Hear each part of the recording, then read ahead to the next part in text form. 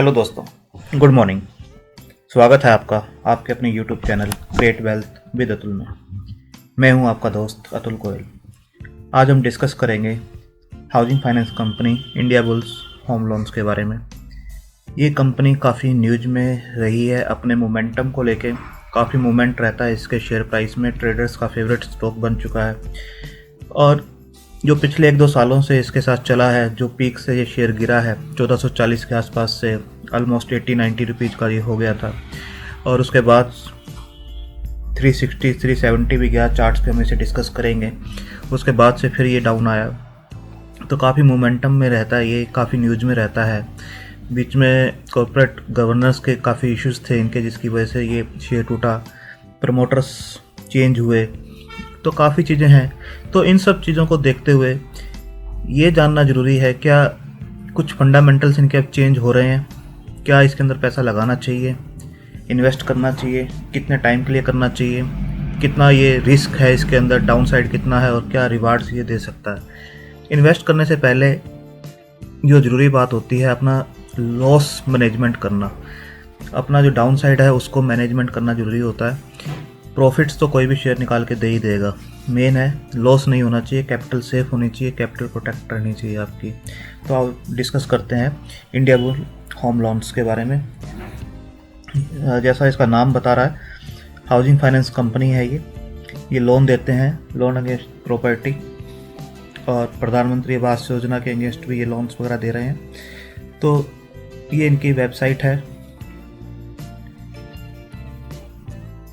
Digital चलते हैं, ये काफ़ी स्पीडी प्रोसेस है, अट्रैक्टिव इंटरेस्ट रेट्स हैं। जो इंटरेस्ट रेट ये अभी बता रहे हैं वो 8.99% पर एनम के हिसाब से है।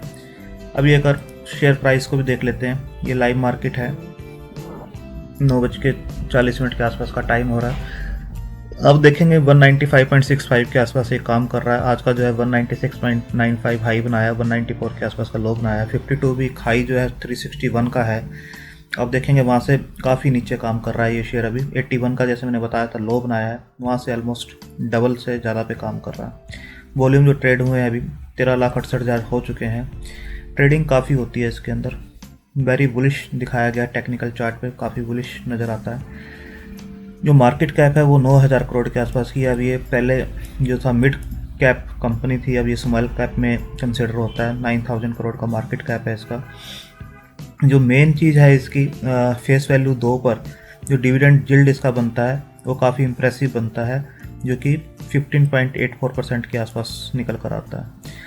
तो डिविडेंड यील्ड मैं आपको बता देता हूँ, इसने जो अभी दिए हैं डिविडेंड्स, ये इसकी डिविडेंड हिस्ट्री है। अगर आप फाइनेंशियल ईयर में देखेंगे, यहाँ से आप देखिए 500% दिया, फिर 400 दिया, फिर 350 दिया और फिर 300 दिया। आप देख सकते हैं 5th मंथ में दिया, फिर 8th मंथ में दिया, फिर 11th में और फिर फरवरी में दिया 20 में। तो 900 और 600 1500-1550% के आसपास इसने डिविडेंड दिया है, जो कि काफ़ी इम्प्रेसिव है। और 2018 में भी देखेंगे फाइनेंशियल ईयर में रेगुलर इसने डिविडेंड्स दिए हैं, 5वां महीना, 8वां महीना, 10वां महीना, देन दूसरा महीना, उसके अंदर भी इसने लगभग 2000% के आसपास का डिविडेंड दिया था। डिविडेंड हिस्ट्री अच्छी है इस कंपनी की, आप देखेंगे पहले से ही 2013, 14, 15, 16, 17, 18, 19, 20 रेगुलर डिविडेंड ये दे रहा है। आगे डिविडेंड देता है नहीं देता है, क्योंकि इस डेट के बाद डिविडेंड अनाउंस नहीं हुआ है, तो फ्यूचर का नहीं कह सकते, बट जो पास्ट है उसके अंदर इसने अच्छे डिविडेंड्स निकाल के दिए हैं। अगर एक बार चेकलिस्ट को भी एक बार देख लेते हैं कि चेकलिस्ट क्या बोलती है इन्वेस्ट करने से पहले। रिटर्न को अगर बैंक एफडी से अगर कंपेयर करते हैं इस शेयर की जो इक्विटी रिटर्न्स हैं, तो बताया गया है कि इस शेयर ने काफ़ी अच्छे रिटर्न्स अपने शेयर होल्डर्स को बना के दिए हैं अगर कंपेयर करें बैंक एफडी से। डिविडेंड रिटर्न्स जैसे मैंने आपको दिखाया, स्टॉक काफ़ी अच्छा डिविडेंड देता है, काफ़ी अट्रैक्टिव है।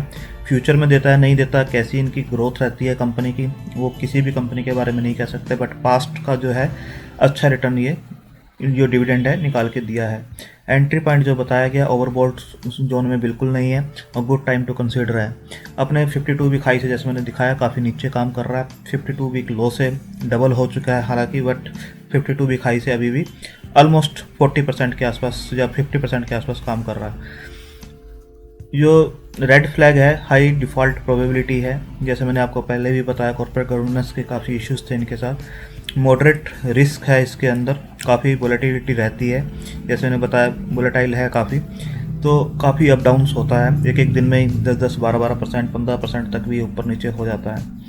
हाउसिंग फाइनेंस कंपनी में है, 268 इसका रैंक है, ऑलमोस्ट 87 to 90,000 अप डाउन हो रहा है क्योंकि शेयर प्राइस अप डाउन हो रहा है, तो उसके हिसाब से अगर एक बार इसके फाइनेंशियल को भी डिस्कस कर लें तो ROC return on capital employed 10.2% के आसपास की है, रिटर्न ऑन इक्विटी जो है ROE 13.8% के आसपास की है, डिविडेंड यील्ड जैसे मैंने पहले भी दिखाया 16.1% के आसपास का है इसका डिविडेंड यील्ड, बुक वैल्यू 346 के आसपास की है, जबकि इसका जो प्राइस अभी 195 के आसपास 193.4 के आसपास चल रहा है, तो देखेंगे बुक वैल्यू से काफ़ी डिस्काउंट पे ये काम कर रहा है। अगर शेयर को देखें 200 DMA से ऊपर बना हुआ है और 200 DMA को क्रॉस करता है तो शेयर काफ़ी मतलब बुलिश मोड में आ जाता है। यहाँ पर भी इसने 2-3 बार ट्राई किया है ऊपर जाने का, बट ऊपर से प्रेशर आता है, देन इस पे ही ये आसपास सपोर्ट लेता है, आप देखिए, देन नीचे मूव किया और अब इसने फिर अगेन इसे क्रॉस किया है, तो देखते हैं ऊपर ये मेंटेन रह पाता नहीं पाता, और एक चार्ट्स पे डिस्कस करेंगे क्या इसके नीचे के लेवल्स बनते हैं, कहाँ पर ये सपोर्ट ले सकता है, कहाँ इन्वेस्ट करना चाहिए, क्या ऊपर के टारगेट्स बनते हैं। अगर पिछले कुछ क्वार्टर्स को कंपेयर कर लें हम तो रिवेन्यू जो है वो ड्रॉप हुआ है इनका, 3420 से ड्रॉप होकर 2534 करोड़ के आसपास रहा है, और जून क्वार्टर में भी ऑलमोस्ट इसके आसपास ही आया था, और इसका जो नेट प्रॉफिट है वो 1142 करोड़ से घट के 323 करोड़ के आसपास आ गया, जो कि दिसंबर 2017 में 1142 करोड़ का था। आप देखेंगे तो लगातार यहाँ से आप देखेंगे तो माइनस में ही मतलब कि घटता ही जा रहा है ये। तो जून क्वार्टर 273 था, अब 323 के आसपास है। पिछले 3 क्वार्टर से अगर देखेंगे तो थोड़ा सा इम्प्रूवमेंट इसमें नज़र आता है कि अपने बैक टू बैक जो क्वार्टर्स हैं उससे ये इम्प्रूवमेंट दे रहा है और पुराने लेवल से पहुंचने की ट्राई कर रहा है। 137, 273, 323 ये था क्वार्टर टू क्वार्टर इसका कंपैरिजन। अगर ईयर ऑन ईयर हम देख लेते हैं पिछले कुछ सालों का कंपैरिजन करके, रिवेन्यू जो है 4730 से बढ़ के 13,216 है, बट अगर 2019 से कंपेयर करें तो ये रिड्यूस हुए हैं काफ़ी। बट TTM को अगर देखें तो ट्रेलिंग 12 मंथ TTM होता है, ट्रेलिंग 12 मंथ, वहाँ पर 11,416 दिखाया गया है, यानी इसके अंदर इम्प्रूवमेंट होने के चांसेस हैं इस टाइम पर। नेट प्रॉफिट जो है 1218 जो करोड़ हुआ करता था वो बढ़ के 2200 करोड़ हो गया है, बट लास्ट फाइनेंशियल ईयर 2019 से ये भी काफ़ी ड्रॉप हुआ है। तो रिवेन्यूज़ कम हो रहे हैं और नेट प्रॉफिट भी इस कंपनी का कम हो रहा है, तो जो चीज़ अच्छी नज़र आती है वो एक डिविडेंड है, अगर वो उसे मेंटेन करता है तो। आगे देखते हैं हम, जो बैलेंस शीट है उसमें जो शेयर कैपिटल है इनकी पहले 62 के आसपास हुआ करती थी, अब 89 के आसपास है। बाकी इसके अंदर आप देखेंगे बैंक की बोरिंग 31 से 73 के आसपास है। शेयर होल्डिंग पैटर्न को अगर देखें तो प्रोमोटर्स की 23.69 की जो होल्डिंग थी वो 21.70 के आसपास है। FII की जो होल्डिंग है वो डिक्रीज हुई है 55 से 27-28 के आसपास। DIIs की 12 से डिक्रीज हुई है 10 के आसपास। पब्लिक जो है 8.96 के आसपास जो थी वो पूरा का पूरा स्टेक 36, जब भी शेयर ऊपर से नीचे आता है तो सबसे ज़्यादा पब्लिक ही उसे खरीदती है। 1440 का रेट था इसका, और उसके बाद जैसे ही शेयर नीचे आया तो प्रमोटर्स FII DII सब निकल गए उस लेवल्स पे, बट पब्लिक ने इसे ख़रीदा है, तो पब्लिक की होल्डिंग यहाँ पे इंक्रीज़ होनी स्टार्ट हो जाती है, वहाँ थोड़ा सा इंडिकेशंस अलग रहते हैं। आप देखेंगे प्रगति एम्प्लॉई वेलफेयर ट्रस्ट ने 3.68% का स्टेक इसके अंदर बढ़ाया है, जो पहले India bull housing finance company का ही एक ट्रस्ट था, उसने इसके अंदर 3.68% का सितंबर क्वार्टर में इंक्रीज किया है, तो ये अदर्स में इसे दिखाया गया है। डिविडेंड यील्ड मैंने आपको बता दी है।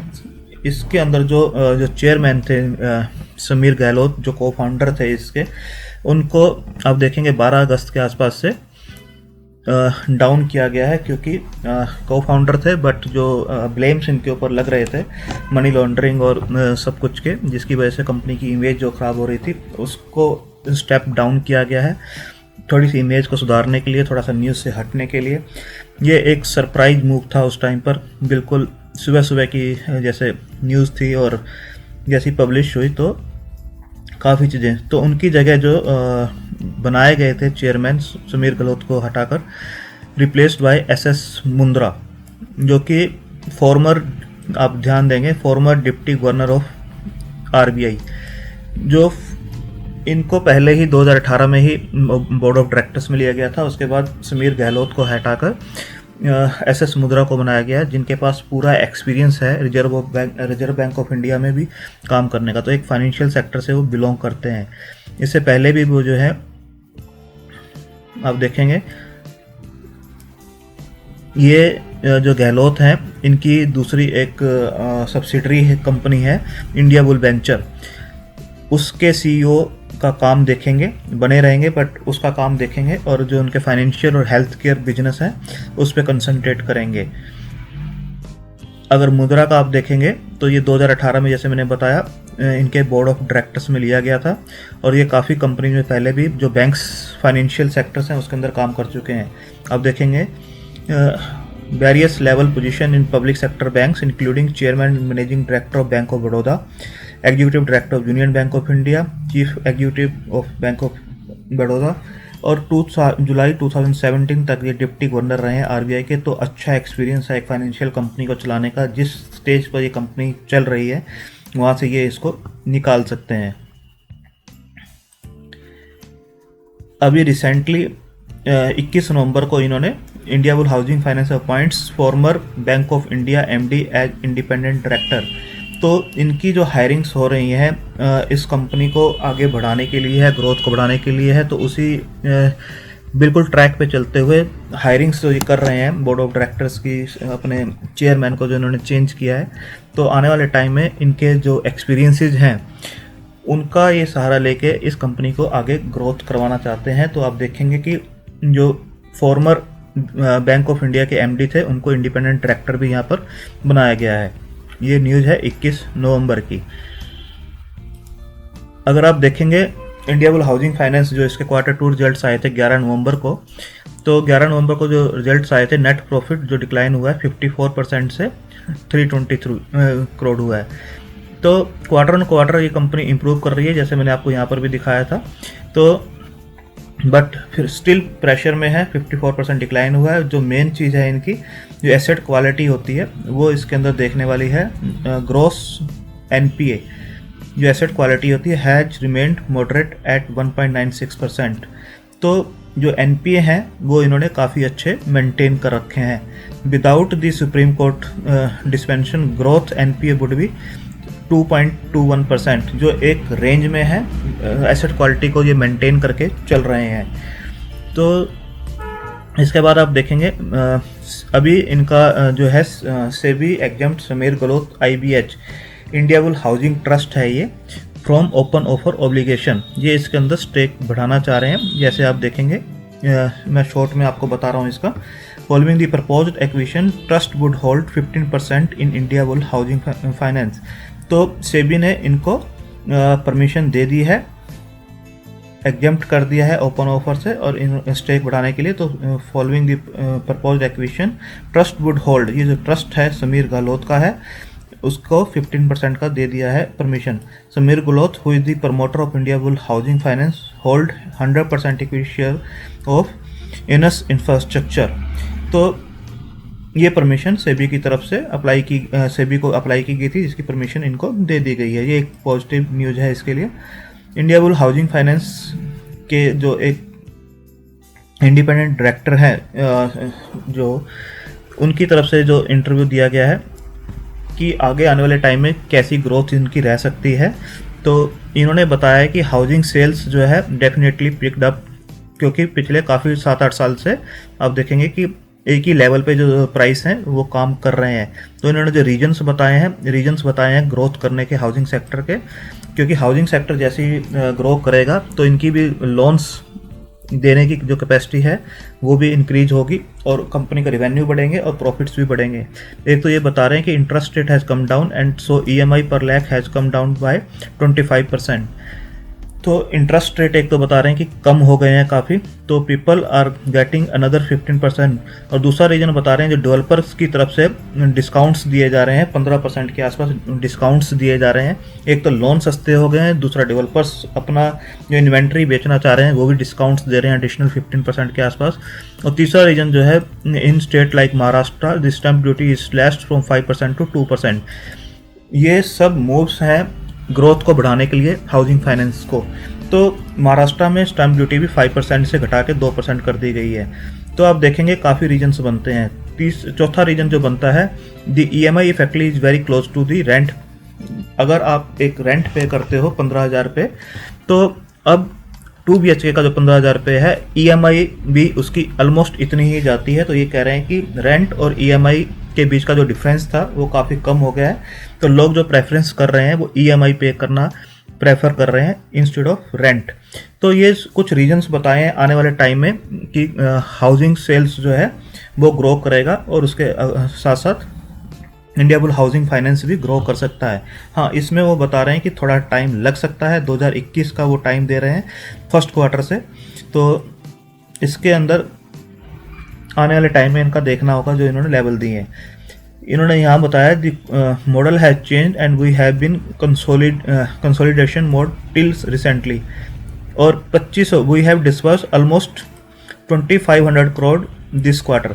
इस क्वार्टर में भी उन्होंने 2500 करोड़ के लोन्स डिसवर्स किए हैं। ये स्लाइटली लोअर है, बट क्योंकि स्लाइटली लोअर इसलिए है क्योंकि कुछ रीपेमेंट्स भी हो जाती हैं, कोई प्री क्लोज भी होम लोन्स करवाता है। तो आप देखेंगे स्लाइटली लोअर है। पहले ग्रोथ है बट स्लो इसलिए है क्योंकि कुछ लोन ये नए दे रहे हैं, कुछ लोन जो पुराने होते हैं वो प्री पे भी हो जाते हैं। तो उस हिसाब से ये टोटल निकल कर आता है। अगर चार्ट के ऊपर अब हम देखते हैं कि क्या लेवल्स इसके निकल के आते हैं, तो आप देखेंगे ये जो शेयर है 2018 में ऑलमोस्ट, जैसे मैंने बताया, 1440 के आसपास काम किया करता था। 1440 29 जनवरी 2018। वहाँ पर मिड कैप स्मॉल कैप में वैसे भी करेक्शन आई थी, तो ये शेयर भी वहाँ से लगभग आपका देखेंगे 1100 के लेवल पे, 1080 के लेवल पर आया था 1440 से। बट यहाँ पर ये स्टेबल हो गया था लगभग 1100 के लेवल पे 1440 से। मिड कैप स्मॉल कैप जो सेबी का डिसीजन आया था, म्यूचुअल फंड ने काफ़ी अपनी सप्लिंग की थी पोर्टफोलियोज की, उसके बाद मिड कैप स्मॉल कैप सभी ही गिरे थे। बट यहाँ पर जो इसने फिर रिकवर कर लिया था, बट उसके बाद जो न्यूज़ आई थी कॉर्पोरेट गवर्नेंस वगैरह की, उसके बाद ये शेयर गिरा है यहाँ से लगभग 1360-14 के आसपास से। यहाँ पर आकर इसने सपोर्ट लिया था। अब देखेंगे इसका जो सपोर्ट लेवल बनता है वो ऑलमोस्ट यहाँ का बनता है। ये इसका सपोर्ट जोन था। यहाँ पहले भी शेयर जो है सपोर्ट लेता था। आप देखिए यहाँ पर मल्टीपल टाइम्स इसने सपोर्ट लिया है। ये इसका सपोर्ट जोन बनता था। तो जब शेयर यहाँ से गिरा था तब इसने यहीं आके लगभग 550 के लेवल पे सपोर्ट लिया था। जैसे इसने यहाँ पर 550 का लेवल ब्रीच किया, यहाँ पर देखो मल्टीपल टाइम ये इसी में घुमा है, यहीं पर सपोर्ट लिया है। जैसे ही इसने 550 के लेवल को ब्रीच किया तो ये शेयर और नीचे चला गया। ये कोविड से पहले की ही बात है, जो 173 के आसपास आ गया था ये। उसके बाद स्टॉक ने कुछ रिकवर किया और 380-390 के आसपास ये पहुंच गया था। तो काफ़ी मोमेंटम रहता है। 1440 से शेयर पहले सेबी के रूल्स आए, उसके अकॉर्डिंग म्यूचुअल फंड ने शफलिंग की, उसमें गिरा। उसके बाद कॉर्पोरेट गवर्नेंस की वजह से गिरा। 550 पे इसने अच्छा होल्ड किया, उसको ब्रीच किया तो ये शेयर आया 170 के आसपास। वहाँ से ये थोड़ा थोड़ा रिकवर किया और 350 के लेवल के आसपास पहुँचा, 360 के आसपास, जो प्री कोविड लेवल था। आगे जो था कोविड ने इसे और भी नीचे ब्रेक करवा दिया और ये लेवल टच किया इसने 83-84 के आसपास का कोविड के टाइम पे। वहाँ पे इसने धीरे धीरे रिकवर किया है और ये रिकवर करके 250 को टच कर गया था। आप देखिए 250 के आसपास ये पहुँच गया था। 81 के लेवल से 250 के लेवल को इसने ऑलमोस्ट 60-50 के लेवल को टच कर लिया था। बट अब ये एक रेंज में चल रहा है काफ़ी टाइम से। आप देखेंगे जो अपर रेंज बनती है इसकी, जो अपर रेंज इसकी बनती है वो ऑलमोस्ट 205-6 रुपये के आसपास की बनती है। आप यहाँ से देखिए लगभग 8 सितंबर से लगभग 3-4 महीने से ये इस रेंज में काम कर रहा है। जो हायर साइड इसकी बन रही है वो बन रही है 205-6 रुपये के आसपास, और जो लोअर साइड इसकी बनती है वो बनती है 135 और 140 के बीच में, 138, 140, 135 के जो एक जोन होता है उसके बीच की इसकी रेंज बन रही है। तो लोअर साइड में 135, 140 के आसपास का बनता है और हायर साइड में 206 के आसपास का बनता है। रेंज काफ़ी बड़ी है। तो इसने इस लेवल को जब यहाँ से इसने ब्रेक किया था तो 135 गया था, उसके बाद अगेन ये संभला था, फिर नीचे आया तो इसने उसी लेवल पे फिर सपोर्ट लिया 135, 137 के आसपास। उसके बाद ये अच्छा मूव किया है। अब जो इसके टारगेट्स बनते हैं अगर आप देखेंगे तो इमीडिएट जो टारगेट बनता है वो इसे 206 को पहले ब्रेक करना होगा। यहाँ पर ये प्रेशर फील करता है, एक रेजिस्टेंस फील करता है, पहले भी इसने इसको ब्रेक करने की ट्राई की है। तो पहला जो सपोर्ट जोन निकल के आता है वो निकल कर आता है 170 के आसपास का, 168, 170 के आसपास। अगर कोई शॉर्ट टर्म का है या मिड टर्म में भी है तो 168, 170 का स्टॉप लॉस उसे लगाना है। अगर ये इसे ब्रेक करता है तो नेक्स्ट जो स्ट्रॉन्ग सपोर्ट बनता है वो 138 के आसपास का बनता है। तो ये दो स्ट्रॉन्ग सपोर्ट जोन बनते हैं 170 के आसपास का और 135, 140 के आसपास का। ऊपर के लेवल्स इसे 205, 206 तोड़ने जरूरी हैं। अगर कुछ भी रिजल्ट्स अच्छे आते हैं या कुछ भी इसके लिए पॉजिटिव न्यूज आती है, हाउसिंग फाइनेंस सेक्टर मूव करना स्टार्ट करता है, तो आप देखेंगे 206 को ये तोड़ते ही ये अब 250, 260 की तरफ मूव कर जाएगा, जो कि ऑलमोस्ट 25% के आसपास का रिटर्न बनता है। 200 रुपये के शेयर पे अगर 50 रुपये मिलते हैं तो 25% के आसपास बनता है। अगर ये 250 और 206 के जोन को भी निकालता है तब आप देखेंगे इस जोन में 360 के आसपास जो इसका प्री कोविड लेवल था वहाँ पर पहुँचता है। आप देखेंगे मैक्सिमम शेयर्स जो हैं अपने प्री कोविड लेवल को पर पहुँच चुके हैं या उसे भी क्रॉस कर चुके हैं, पर ये शेयर आपको अभी भी 360 की बजाय ऑलमोस्ट 190 की रेंज में मिल रहा है, यानी अपने हाफ पे मिल रहा है उस प्राइस से भी। तो डिविडेंड जिल्ड अच्छा है, अगर कंपनी उसे मेंटेन करती है डिविडेंड जिल्ड को तो डिविडेंड जिल्ड अच्छा है। कंपनी आपको अभी भी आधे में मिल रही है। स्ट्रॉन्ग सपोर्ट है 170 के आसपास का, 15 से 20 रुपये का नीचे का डाउन साइड है। 206 को अगर तोड़ता है तो 250 और देन 360। अगले 1 या 2 सालों में ये 360 तक भी जा सकता है, यानी यहाँ से डबल हो सकता है। ये जो बीच का ब्रेक आया हुआ है यहाँ पर आप देखें गैप है इसके अंदर, चार्ट के अंदर यहाँ पर गैप है, तो ये एक स्ट्रॉन्ग जो है रेजिस्टेंस यहाँ बनेगा इसका, यहाँ टाइम ये लेगा। बट अगर ये इसे क्रॉस करता है इन फ्यूचर तो ये और भी ऊपर जा सकता है। बट कंपनी के फंडामेंटल्स मजबूत होने चाहिए। पर जिस हिसाब से ये हायरिंग्स कर रहे हैं, जो कंपनी के CMD हैं SS मुद्रा, RBI का उनके पास एक्सपीरियंस है और पूरी जिसे बोलते हैं पूरा बैकअप है उनके पास, और अभी जो डायरेक्टर्स भी हायर कर रहे हैं ये तो अपनी लोन बुक्स को ग्रोथ करने के लिए कर रहे हैं। तो अगर आने वाले टाइम में अगर फंडामेंटल्स इनके इम्प्रूव करते हैं या कोई भी पॉजिटिव न्यूज़ आती है तो ये शेयर यहाँ से डबल हो सकता है। मोमेंटम काफ़ी रहता है। थोड़े से रिस्की जो रिस्क ले सकता है वही इसके अंदर एंटर करें। कंजर्वेटिव जो इन्वेस्टर्स हैं जो रिस्क नहीं ले सकते, 10-15% भी जो रिस्क नहीं ले सकते, वो इसके अंदर एंटर मत करें, क्योंकि काफ़ी मोमेंटम में रहता है शेयर। एक दिन में 10-10, 12-12% ऊपर नीचे होता है, नॉर्मल है इसके लिए ये चीज़। तो वॉच लिस्ट में लगाइए। अगर ये 170, 172 के आसपास द्वारा आता है, क्योंकि ये रेजिस्टेंस यहाँ पर फेस किया है इसने द्वारा 206 को, तो हो सकता है ये इस लेवल को टच करे आने वाले टाइम में। अगर आने वाले टाइम में इस लेवल पे टच करता है तो थोड़ी क्वांटिटी आप उठा सकते हैं। अपने रिस्क प्रोफाइल के हिसाब से इसके अंदर पैसा लगाइए। एकदम से पूरा पैसा नहीं लगाना चाहिए किसी भी शेयर में। डाइवर्सिफाइड होना चाहिए आपका पोर्टफोलियो। अगर एक आधा शेयर नहीं भी चलता है या टूट भी जाता है तब भी पोर्टफोलियो मेंटेन रहना चाहिए। आपको रात को नींद अच्छी आनी चाहिए। तो वॉच लिस्ट में लगाइए, धीरे धीरे अकमुलेट कीजिए, नज़र रखिए इसके ऊपर। थैंक यू, धन्यवाद।